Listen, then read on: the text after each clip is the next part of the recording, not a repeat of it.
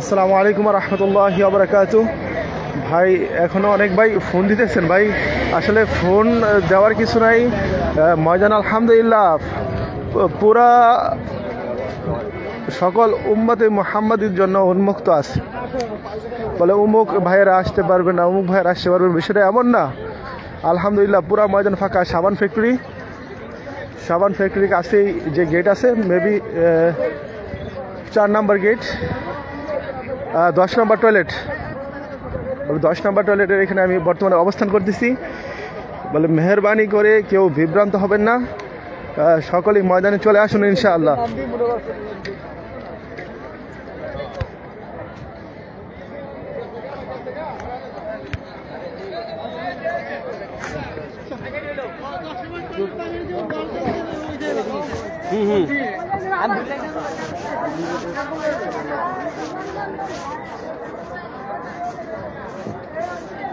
মামা এইখানে কেন? এই সামনে আইন জায়গা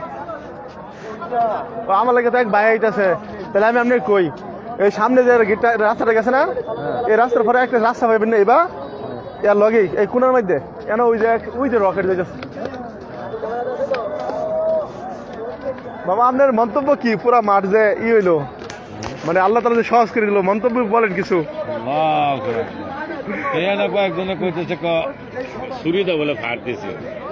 আল্লাহ মাফ করুক, আল্লাহ তাআলা তাদেরকে হেদায়েত দান করুক। হ্যাঁ না না না না, তাদেরকে আল্লাহ তাআলা হেদায়েত দান করুক। কি বলেন? তাহলে সামনে যান ইনশাআল্লাহ, যান হ্যাঁ তাহলে খারুন, আমি ওই যে বাসা বাড়িতে তো। ঠিক আছে আলহামদুলিল্লাহ। গতকাল ওই যে চাচা যে কথা বলতেছিল, এটা গত রাত্রের প্রায় 2টার পরের ঘটনা। বলে ওই সময় কিছু মুহিব্বিন ভাইয়েরা অনেকাঙ্ক্ষিত কিছু ঘটনা ঘটাইছিল।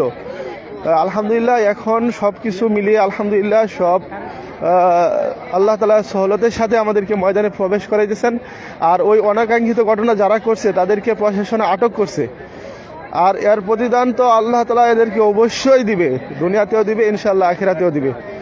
আমরা দোয়া করব আল্লাহ তাআলা যেন তাদেরকে হেদায়েত দান করে। এখন আছি 9 নম্বর বিল্ডিং এ।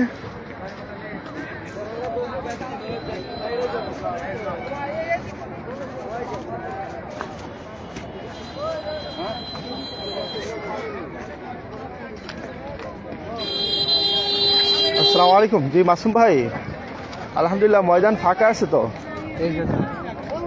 না না, আল্লাহর রহমতে কোনো সমস্যা নাই, সাথীরা মজবুতের সাথে